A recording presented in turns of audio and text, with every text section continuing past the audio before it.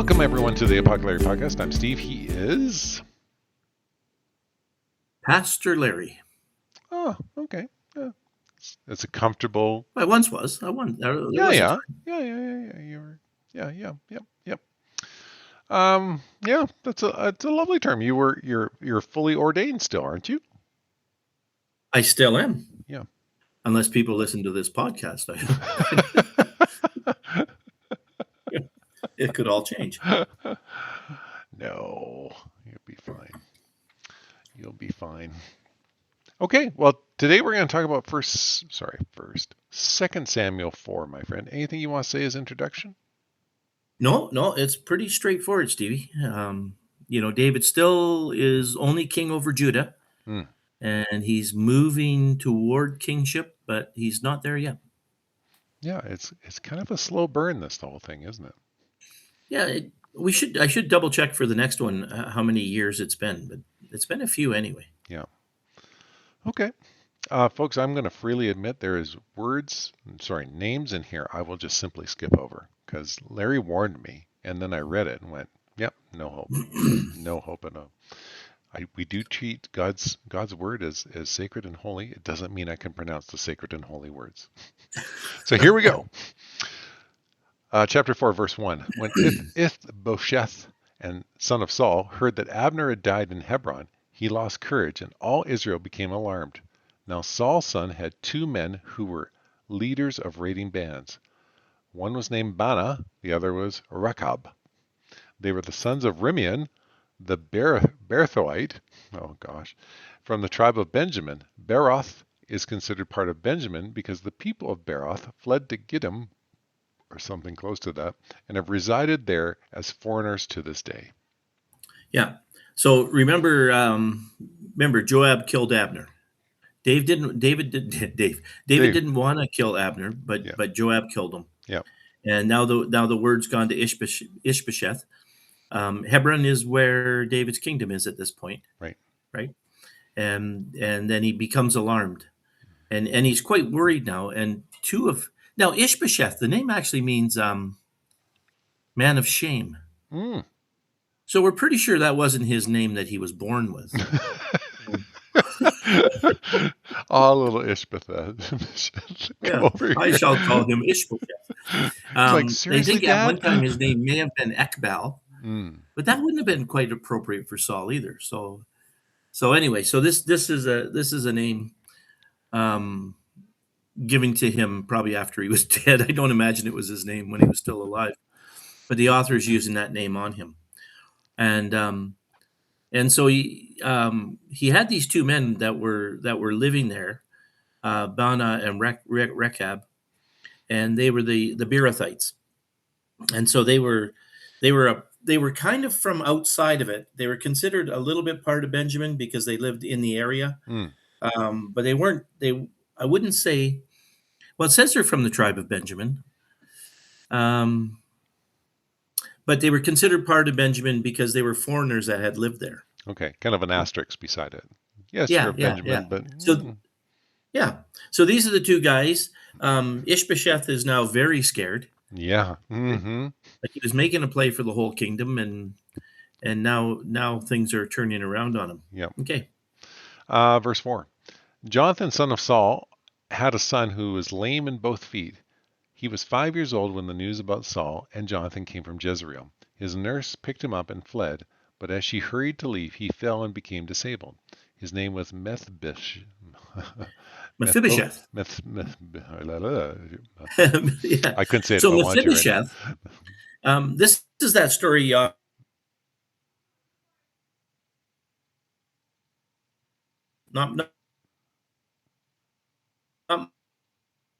And so when Saul and Jonathan were killed, they're trying to get out of there, right? They're scared, and the nurse, his nurse, drops him. So she's got to live there. Well, she wouldn't have read this story, but obviously it was spoken about. What she had done, and she dropped Saul's son Mephibosheth. Now Mephibosheth means either mouth of shame or enemy of shame. Oh, okay. So again, I don't think his name was Mephibosheth. I think You know, although that's not a bad name. You know, my son. This is my son, the enemy of shame. Yeah, yeah, Better that than will this is take. my this man of shame. Yeah, yeah, yeah. That's right. Yeah. Yeah, which would also make Ish-bosheth never really liked Mephibosheth, but he may not even have known him. Yep. So Yep. anyway, that's Mephibosheth. Okay. Cool. Verse 5. Now Rechab and Bana, We uh, could call him Bana, Bana. Let's call him and Bana. from Beerothite. I thought you'd get that name because Bana it from sounds like Beerothite. Yeah. Bana from Uh, Beerothite. sons of Rimeon. Whenever I say Bana, it makes me think of that actor. There's an actor with a very similar name, Bana. Bana. He plays. I don't know if he played the Hulk in anything, but anyway, Bruce Bannon. let's You let that mean? go. Yeah, Bruce Bruce Bannon. Banner. Yeah, Bruce Banner. that That's was the Bruce. Hulk. Bruce's ancestors were here. Yeah, Yeah. that's right. His alter ego. Um, Rechab and Bana, the sons of Rimeon from Berathite, Beraith. I've said it 3 times differently. It doesn't really matter. Set out from the house of Ish-bosheth, and when they arrived in the heat of the day, while he was still taking his noonday rest, they went into the inner part of the house as if to get some wheat, and they stabbed him in the stomach. Then Rechab and his brother Bana slipped away. Wow. They Yeah, had, kind of rough, eh? yeah, they had gone into the house while he was lying on the bed in his bedroom. After they stabbed him and killed him, they cut off his head. Okay, they really did it up good. Oh yeah, yeah. These guys are they're mobsters for Yeah, sure. yeah, these are not run-of-the-mill criminals. Taking it with them, they traveled all day by the way of Arabah. They brought the head of Ishbosheth to David at Hebron and said to the king, "Here is the head of Bosheth, son of Saul, your enemy, who tried to kill you. This day the Lord has avenged my lord and king against Saul and his offspring." And this is kind of crazy Wow. um, because they obviously never heard what happened to the guy who No, told David about Saul's death, that right? story did not get around, did it? No. He kept that one under wraps, I guess, because these two idiots. Look at what good thing I did for you. This is reminiscent of Saul going, I did the Lord's will, and Samuel going, what are all these sheep I hear? Yeah, what are these sheep bleating in the background? Oh, Yeah, so you know they're in trouble, and we're going to read about that now. oh gosh. Verse 9. David answered Rechab, Rechab and his brother Bana, the sons of Rimeon the Beerothite, in case you forgot who they were in the story, but trust me, it meant something to them. As surely as the Lord lives, who delivered me out of every trouble, when someone told me Saul is dead and thought he was bringing me good news, I seized him and put him to death in Ziklag. That was the reward I gave him for his news. How much more, when wicked men who have killed an innocent man in his own house and on his own bed, should I not now demand his blood from your hand and rid the earth of you? So David gave the order to his men, and they killed him. They cut off their hands and feet and hung their bodies by the pool in Hebron. They took the head of Ishbosheth and buried it in Abner's tomb at Hebron. Yeah. So I hope they kept it a little way away from the pool at Hebron. Yes. Like, wow. Yeah, Like you said, these guys, look at this great thing I did. Oops. yeah. They, the whole thing, if you put it today, you would say it was a mob war. Yes. They sound more like mobsters than Yeah. actual, nations fighting. And cutting off their hands and feet, that's a lot, eh? Would that must have been like the biggest slur he could have done to them, right? To cut off their hands and their feet?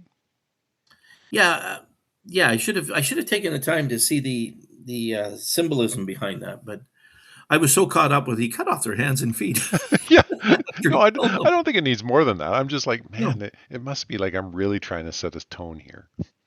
yeah, like sometimes you did stuff to people so that in the afterlife, they wouldn't have hands and feet. But the Jewish guys didn't believe that kind of stuff. Right. So it's a different thing that he's trying to do there, Mm, mm. you know. But and then they take Ishbosheth's head and buried it with Abner. Hmm. which, in the afterlife, he'd be like, I don't know how I got this extra head. What are I you do not doing? know. What are you doing here? Yeah. Why isn't there more of you? And where's the rest of you? So, but it was quite an honor. He actually did kind of an honor to Ishbosheth Yeah, by killing the guys that killed him, and then by giving him a what you would probably call a proper burial. yeah, the best David could at that time, right? Yeah, yeah. So again, David continues to be completely honorable Mm. to Saul's family, which is just a high praise for David, I think. Yeah, yeah. So true. Yeah, So yeah. true. He had every right to be angry or mistreat them in any way he saw fit. Never once seemed to waver on his No, no, loyalty. he never wavered on that. He killed people mercilessly, if I can say it quite like that. You remember later on when he goes to build the temple, God goes, "Yeah, no, you can't. Yeah, not Uh, you, son. no, no, your sucky son Solomon can do it, but you can't." He obviously wasn't a man of war like you are, Yeah, but um, but David's done some really weird stuff through his yeah, life. yeah, Remember, he had to get the Philistine foreskins, and he gets twice as many as he needs. yeah. I'm assuming he killed them before he got them. Yeah, I can't imagine. Yeah, Hey, do you mind? I'll give you $20. So, yeah. So he's been in his own way and in his own time. He's been a very honorable man. Yeah, yeah, yep. He wouldn't fit modern day Canada, No, but but in ancient Israel, it works. it worked for them at that time. Yep. Yeah, kind of And interesting, isn't it? yeah, yeah, and completely obeying what God called him to. And he's still not king over all Israel. He's Right. still king over Judah. And his main battle has been against Benjamin. Now, some of the guys say there might have been some Ephraimites involved in this, Hmm. some Gileadites, which would have been Manasseh and others, that may have gotten involved as well. But Israel is still a scattering of the 11 tribes. Right. Well, 12 tribes because 12. Ephraim and Manasseh are each Yep. have their own land as well. Yep. But Yep. but but the priests aren't involved in this. So Right. if you treat Ephraim and Manasseh separately, then they've got these. And like I liked what you said, they're sort of like the Greek city states, Mm.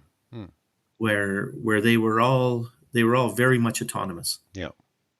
Yeah. So to be a king over the whole thing, um, that would take time. Now Saul's army might have had men from every one of the nations. Right.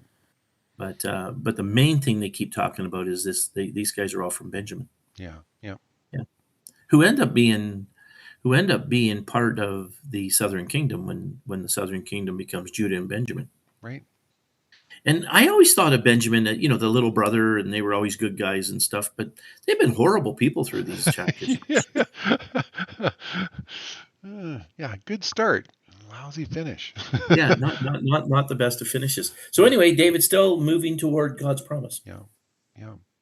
Thanks for that, my friend. A good little insight into, it's like you and I were saying before we started recording. This is a very slow burn of David getting to be king of all Israel. Yes. Thank you for this, buddy. Folks, we hope you enjoyed this. We see David, being honorable, like Larry said, doing what God has called him to do, and living faithfully, not grabbing the reins of power, but letting God give it to him in the way that God wanted. Folks, as always, we're excited to have you along with us on this journey. We'll be back again next week with 2 Samuel 5. We'll hear more of the story as we slowly get to the part where David is fully the king. Until then, I was Steve, he was Larry, and this was the Apoco-Larry podcast.